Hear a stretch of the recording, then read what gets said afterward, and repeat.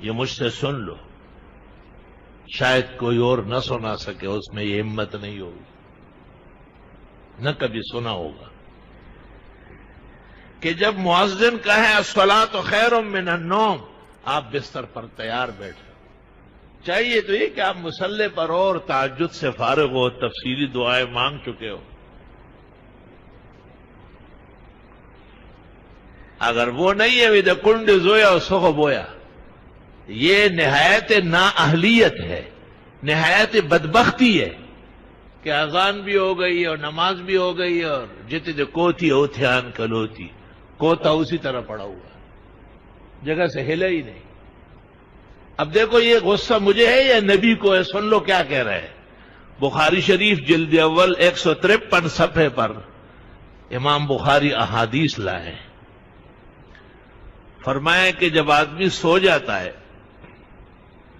صبح کے وقت داخل ہوتا ہے تو شیطان آتا ہے، یا عقدو علی قافیت راسکم ثلاث عقد، تمہارے سر اور چہرے پر 3 گرے باندھتا ہے، اور ہر گرہ باندھتے وقت کہتے ہیں علیک لیل طویل فرقچ، رات بڑی پڑی ہے سو جاؤ یار، علیک لیل طویل فرقت، علیک لیل۔ شیطان بے ایمان بھی دم کرنا جانتا ہے، لیکن غلط طریقے کا دم ہے، حرام کاری کا دم ہے، لوگوں کو دین سے اور ایمان سے نکالنے کا غلط دم ہے، کام کر رہا ہے وہ بھی۔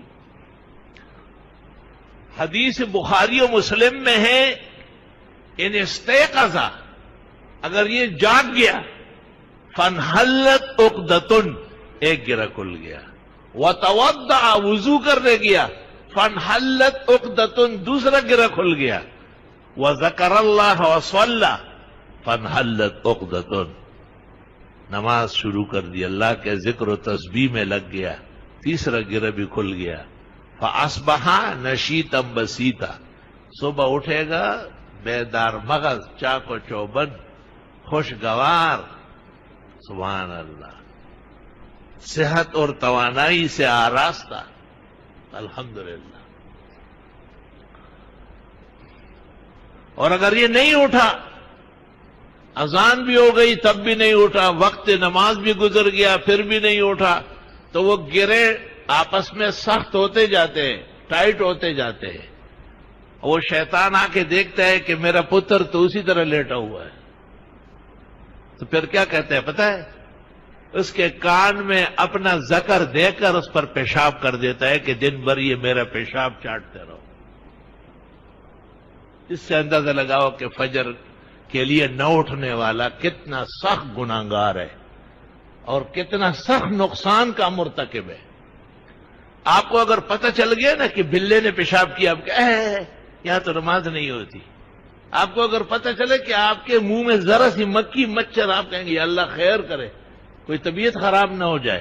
یہ وہ چیزیں ہیں جو دنیا کے اندر دشمن ہے، نقصان دہ ہے، لیکن شیطان کا اللہ کہتے انہ لکم عدو مبین۔ سنن ابن ماجہ میں ہے کہ جب اس کو قبر میں رکھ دیا جاتا ہے اور لوگ قبر بند کر کے چل پڑتے ہیں تو ایک حسین جمیل توانا بہترین صحت کا نوجوان آ جاتا ہے قبر میں۔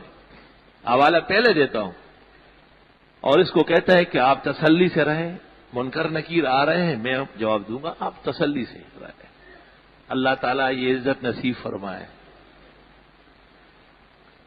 بس یہ کہنا تھا کہ منکر نکیر داخل ہو گئے ڈنڈے سوٹے لے کے، وہ سوال کرتے ہیں اور یہ جواب دیتا ہے، وہ سوال کرتے ہوئے جواب دیتے ہیں، وہ بڑے آرام سے جوابات سن کے روانہ واپس ہو گئے۔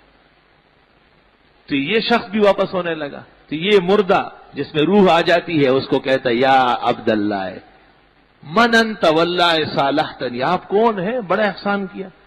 تو وہ پلٹ کے کہتا ہے آپ مجھے نہیں جانتے، انا صلاتک الفجر، میں آپ کی نماز فجر ہوں۔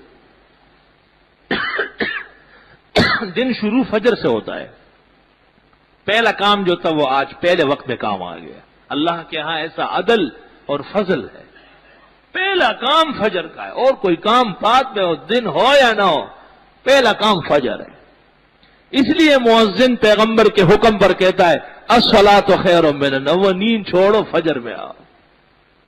تو نماز کسی اور نے پڑھی ہو اور آپ کی قبر میں اس کا جوان آ جائے گا، این خیالست محالست جنو، شرم کرنا چاہیے مردوں کو اور عقل مندوں کو اور صحت مندوں کو کہ کس عذر سے وہ فجر برباد کر رہا ہے، ان کو حیا کرنا چاہیے۔